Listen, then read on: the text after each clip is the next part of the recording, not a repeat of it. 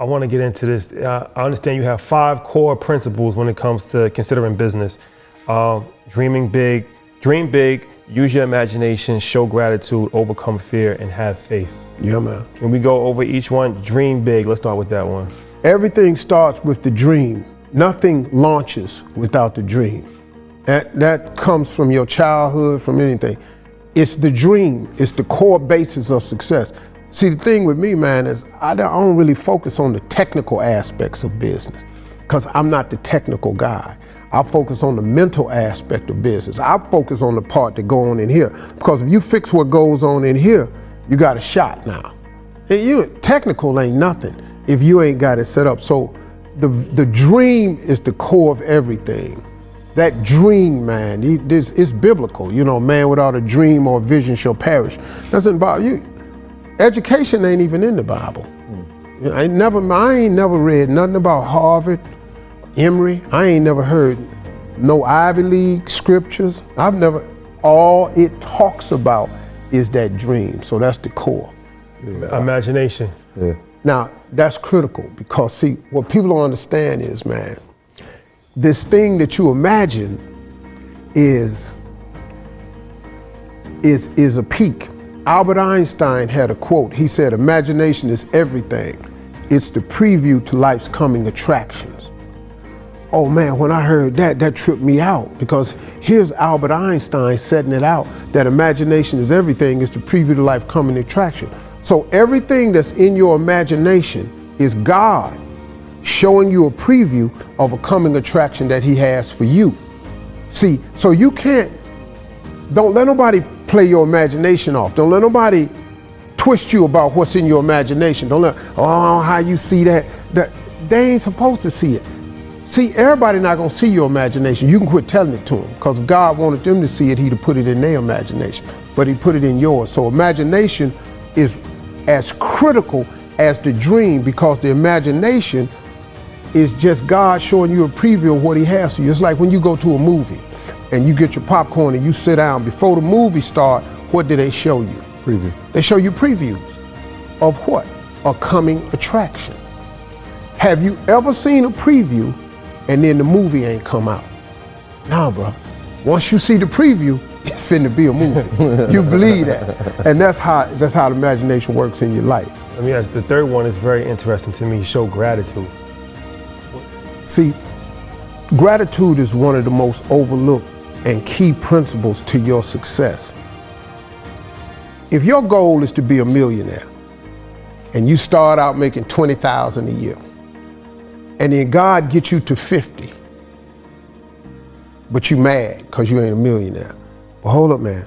Do you not remember that just a minute ago you didn't have but 20? So you got to show gratitude for the 50. Then somehow, by the grace of God, you get to 150. It's people making 150 who used to be dead broke, mad because they not a millionaire. Hold up, partner. Do you remember when you was just making the 50? Now you done tripled that, and you got to understand that there's joy in the journey. So if you don't show the proper amount of gratitude, you're never gonna be happy. You're never gonna be content. And after a while, man, God gonna get tired of you. It's like if somebody come over your house and borrow a cup of sugar every day. Every day somebody come to your house and ask you for a cup of sugar. And you give it to them and they walk away and don't ever say thank you. How many times can this cat come to your house and get this sugar without saying thank you to you before you as a human being go, yo, my man, you come here every day and I give you this cup of sugar. You ain't said thank you one time. Don't come by here no more. But through God's grace and mercy, he allowed us to keep coming back. But suppose you were grateful though. Maybe one time you go to God and ask for another 150 and he give you 500 because you didn't show gratitude. Maybe sometimes when the guy that kept coming by your house asking for the cup of sugar, if he would show gratitude, maybe you go, hey man, here go a 5-pound sack of sugar. That way you ain't got to come back tomorrow. But if you never show the gratitude, you never become the recipient of the grace. And the grace is what you need on top of that helps you get to the next level and take you place. My wife asked me the other day, because I just turned 65, right? And I was talking to my wife and I said, baby, I was just kind of kind of got a little throwed off a little bit, because even I'm human, you know, I got a little throwed off. I said, babe, I just turned 65 and I really was wanting a little bit more to be popped off by now. She said, wait a minute, hold up, Steve. Wait a minute, hold up. She said, wait a minute, let me ask you something. When you was 30, where did you see yourself at 65? I said, well, I ain't see this. She said, exactly. She said, so you can want all you want, but you need to go outside and just drive around and go get in some of your cars and see how you fly and just take a look around, and now I think you'll be all right. And I went on and sat down. I had to go sit down. What about overcoming fear? Well, fear is the number one cause of people not being successful, because the average person freezes themselves with fear and they never try. You know, it's like people are afraid to fail. Dog, that's the process. I don't care who you talk to. I've watched y'all's interviews, man. Y'all done talk to some bad people. I don't care who you, I was listening to Rick Ross, man. That boy cold. You know, you sit up and listen to Ross, man, and you go, this a hood dude. He real simple. If you don't understand Ross, it's because you don't want to. Right. He just basic dude. But if you are afraid, fear, it freezes you. And people are afraid to fail. Failure is a part of the process. You cannot get where you're going without failing. Partner, you don't learn nothing winning. Michael Jordan took 900 some game winning shots. He only made 140 some of them. Yeah. They don't write about the 700 some misses. But you see, he on Wheatie boxes because of the 146 he made. Nobody gives a damn that he has failed 3/4 of the time. He was willing to take that game-winning shot and hoping to make it. Now, he'd have made 146. So he got a lot of rings on his fingers because he lost the fear of failure. And failure, man, is a part of the process. So you got to lose the fear of failing, man. It's just a part of it. It's the deal.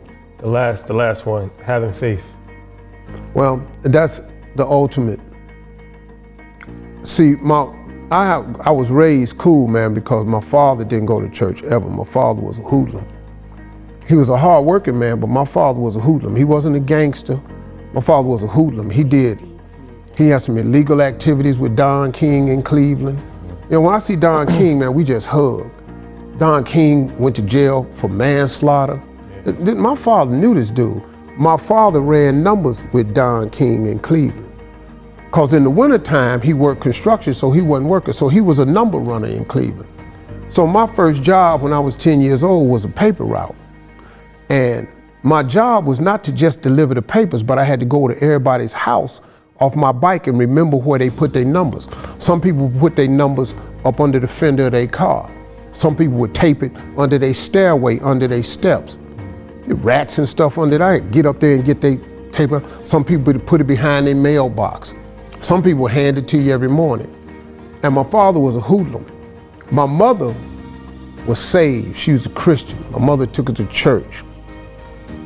That combination of his doing whatever he had to do to survive for his family, measured with my mother's teaching us about God and prayer and faith and scriptures, has been the total cornerstone of who I am.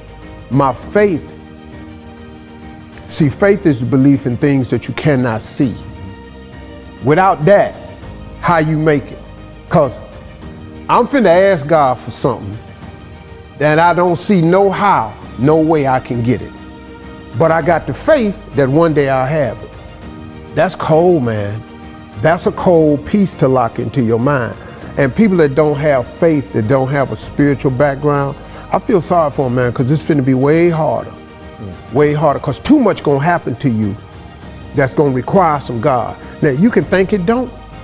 Well, I don't really believe in God. Okay, you ain't gotta believe, he's still there. You know, I hear people all the time, I don't believe in heaven. Yeah, that's cool, well, it's still gonna be one. One dude told me, he said, well, hey man, suppose you get there and you find out it ain't no heaven.